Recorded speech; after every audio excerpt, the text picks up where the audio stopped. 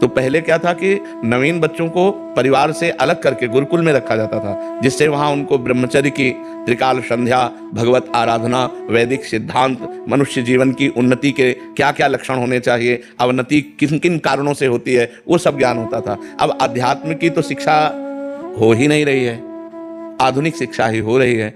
आधुनिक शिक्षा में इतनी क्षमता नहीं है कि वो हमारे मन को रोक सके। आधुनिक शिक्षा में इतनी क्षमता नहीं है कि हमारे मन को रोक सके या शांत कर सके। ये केवल आध्यात्मिक शिक्षा में ही दम है। तो आध्यात्मिक शिक्षा विहीन आधुनिक शिक्षा में अब वो अपने माता पिता का अपमान करना, नाना प्रकार की क्रियाओं द्वारा ब्रह्मचर्य को नष्ट करना, व्यसन करना, इसमें हमारी नई समाज बढ़ती चली जा रही है। आप देख लो, छोटे छोटे बच्चे हस्तमैथुन का शिकार हो रहे हैं, छोटे छोटे बच्चे गंदे वीडियो देख करके बॉयफ्रेंड गर्लफ्रेंड, छोटे छोटे बच्चे व्यसन करने लगे हैं। अधिकतर जो माता पिता के अनुशासन में नहीं है, जो शास्त्रों का अनुशासन पालन नहीं करते, तो इसलिए आज जरूरत है अध्यात्म शिक्षा की। अगर हम अपने बच्चों को थोड़ा शास्त्र श्रवण कराएं, थोड़ा नाम जप कराएं, पवित्र भोजन पवाएं और उनको मित्रवत व्यवहार के द्वारा समझावें कि ऐसे ऐसे गंदे आचरण वाले मित्र मिले तो इनसे दूर रहे, ऐसा छूना, ऐसा करना, ऐसा देखना ये निषेध है, तुम्हारे जीवन को गिरा देगा। नहीं तो छोटे छोटे बच्चे पतित होते चले जा रहे हैं। जो हमारी एकाग्रता विद्या अध्ययन में लगनी चाहिए, जो हमारी एकाग्रता सामाजिक सेवा में लगनी चाहिए, वो एकाग्रता हमारी नशे में और व्यभिचार में जा रही है। हम कह रहे हैं फ्रेंड बनाना कोई पाप नहीं है, लेकिन व्यभिचार करना पाप है।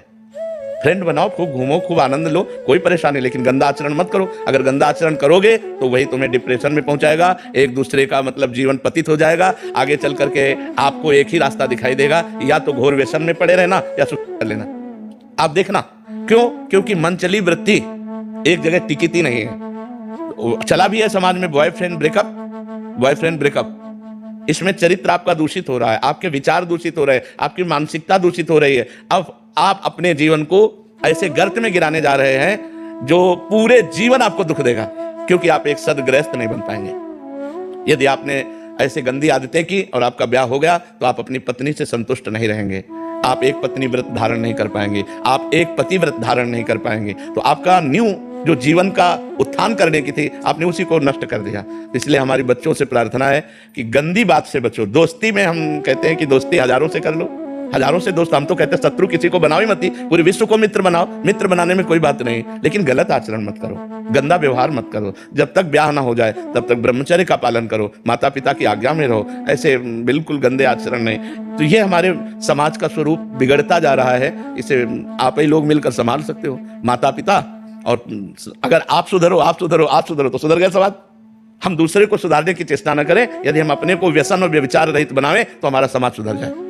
अगर हम एक एक आदमी सुधरना चाहे तो समाज सुधर जाए, लेकिन सुधरने के पक्ष में बहुत कम लोग हैं और बिगड़ने के पक्ष में बहुत सहजता है ना, उसमें सरलता है। सुधरना चढ़ाई चढ़ना है और बिगड़ना फिसलना है। फिसलने के लिए सब तैयार हैं और फिसलाने के लिए तैयार हैं, लेकिन चढ़ने और चढ़ाने के लिए अध्यात्म की तरफ, धर्म की तरफ, पवित्रता की तरफ ये बहुत कम रह गए हैं समाज में जो ऐसा चलना चाहे। एक 12 वर्ष का बच्चा यहाँ बैठ के कह रहा है मैं तुमसे परेशान हो चुका हूँ। तो उनका कितनी आयु है? बोले 12 वर्ष की।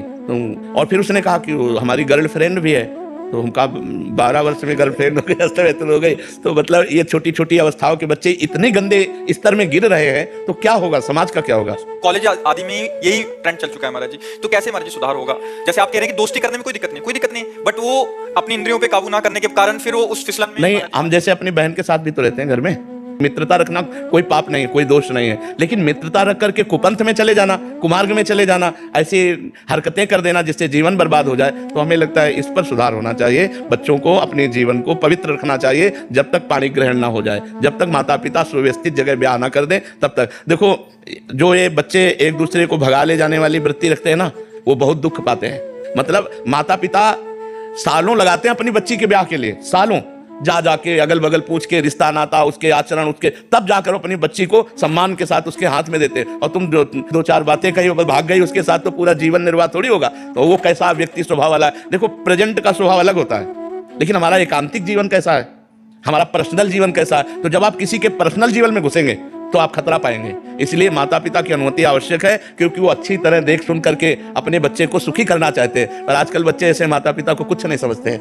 मनमानी आचरण करते हैं। बहुत विचित्र दशा रही। जो जवान बच्चे हैं वो बूढ़े माता पिता को पीट रहे हैं। अपने माता पिता के अनुसार। और मातृ देवो भव पितृ देवो भव, शास्त्र वेद आज्ञा करता है। अगर माता पिता की आराधना नहीं हुई तो भगवान की आराधना कौन कर सकता है? भगवान तो अव्यक्त है, माता पिता तो व्यक्त भगवान हमारे विराजमान है। इसलिए समाज को आध्यात्मिक शास्त्रों का स्वाध्याय करना चाहिए, आध्यात्मिक संतों की वाणी सुननी चाहिए और उसके अनुसार अपने आचरण बनाने चाहिए। हरे कृष्ण महाराज जी, हमारे संतों की निंदा हो रही है तो क्या करना चाहिए? कान में अंगुली डाल लेनी चाहिए, क्योंकि अपने अपने चश्मे हैं। जिस चश्मे को हम हरा चढ़ाएंगे तो संसार हमें हरा दिखाई देगा, लाल चढ़ाएंगे तो लाल दिखाई देगा। अब संतों के भाव को समझ पाना, स्थिति को समझ पाना, तो संत ही है। तो संत तो सब है नहीं, तो जिसकी जैसी दृष्टि है वैसे ही तो दर्शन करेगा, और जैसा दर्शन करेगा वैसा वर्णन करेगा। जाकी रही भावना जैसी, प्रभु मूर्ति देखी तिन तैसी। तो हमें चाहिए जहाँ संत निंदा हो रही हो वहाँ कान में अंगुली डाल करके चले जाना चाहिए।